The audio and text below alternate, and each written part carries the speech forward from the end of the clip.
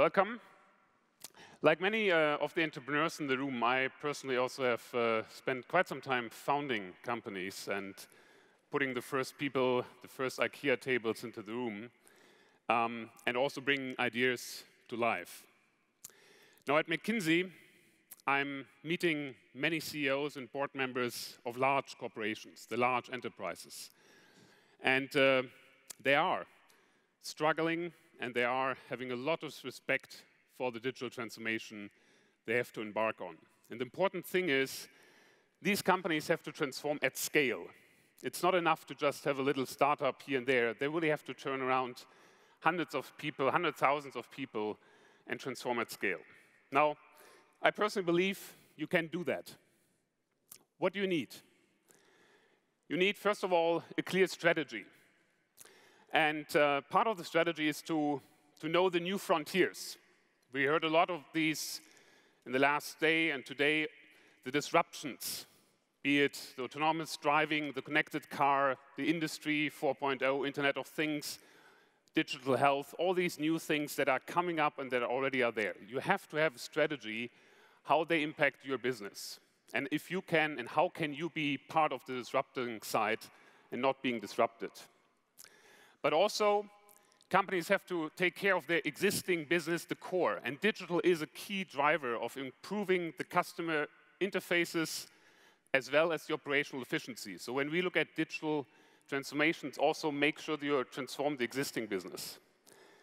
And for both, you need the right foundations. You need talent, you need the culture, you need technology, processes. So these things are part of a digital strategy. Let's take one example. Yesterday, you heard a lot about the connected home, the smart home. It's just one example where also we believe there is a disruptive potential coming up. The interesting thing is it's not just applying to the home appliance manufacturers. They for sure are part of this, but also telecoms, utilities, insurances have to find their way to position themselves in a connected smart home. And the development is rapid. Sensor technology is exponentially growing. We will see sensors for more or less everything in the house, be it movements, security, or temperature control. That is happening as we speak. Apple announced this HomeKit last week. We know that Nest is out there, and there will other platforms also try to position themselves. This is one of the examples where many companies have to find their position. If you look at the core operations, let's take an example from the logistics. Warehouse operations are the key cost driver in retail, especially in e-commerce retail. Through augmented reality or advanced robotics, huge improvement potential is there. We know that the little Kiva robots, the orange ones, are improving the productivity in the picking process by a factor from 2 to 3. Makes a huge difference if you have that technology in place or not.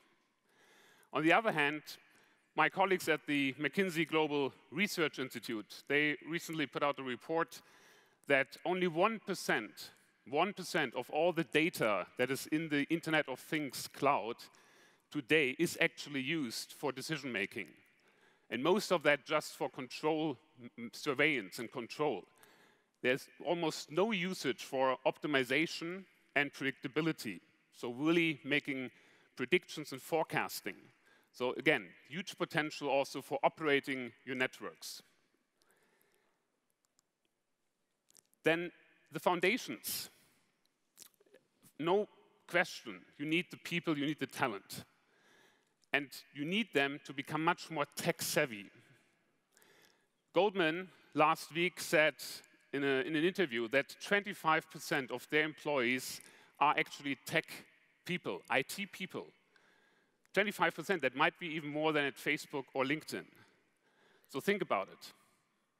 Now, one of the biggest challenges is that large corporations, enterprises, have existing platforms that you can't easily transform. We believe that you need a two-speed approach.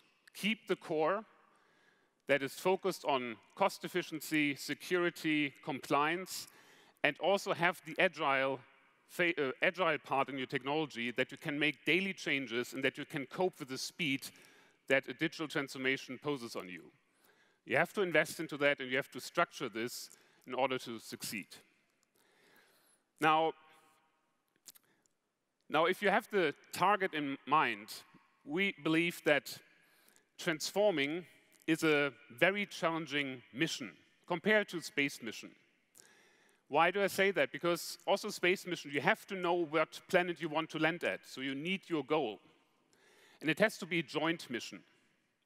You also need a mission control. You have to constantly feed facts into the steering of that transformation and get away from the gut feeling. And you need the booster to really accelerate your organization. And especially for a large organization, that is a big challenge. Now, when I say joint mission, I can only say you have to tear down these functional walls that we still see in many companies. Otherwise, these walls tear down your transformation. There is no sense that sales or marketing or customer service is fighting who owns the customer or who owns the website. That's not the purpose. You have to have a joint objective, and only if you really tear down these walls, I think you can be successful in a digital transformation. Also, the funding mechanisms. Like a good venture capitalist, be very diligent on when you spend the money and when you stop something. But if you have the proof point that you're on the right path, then accelerate this funding quickly. And don't wait for the next annual or 3-year planning cycle. That prevents a lot of companies actually to take the right decision in time. The next one, you have to measure much more diligently. At McKinsey, we have brought out a digital quotient. Not the intelligent quotient, the digital quotient. And it's a survey we've done with hundreds of companies. And one of the striking insights is that digital leaders out of that survey, they're at least 50% of the top management really master the digital KPIs. They know their conversion rates, their input drivers, their cohort analyses, they know their NPS. They're really into these driving numbers. Almost 90% of the lagging companies, the ones that are not leading, there the management doesn't know their KPIs on the digital world, or they do not have any accountability for them. Think about that. Finally, if I talk about the boosters, one of the themes that we also are confronted many times with is agility. I mean, this crowd knows how agile works, I assume, but in many large corporations, there's still the middle management quite afraid of really doing agile. And they think it's a way for chaos and everybody does what he wants. That's not true. Agility is a bit more like a squad team, a firefighting squad team, where everybody has its exact role. You have transparency, you do decisions on the spot, and you move fast, and you get a lot of trust to do the right things. And that's how we would like to look at an agile team and to bring agility in an organization. Now, I think that if you take that all together, there is a way to master digital transformations.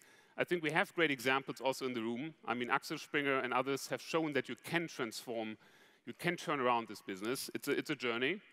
And in the end, it's the leadership of these companies that has to impose the change and drive it.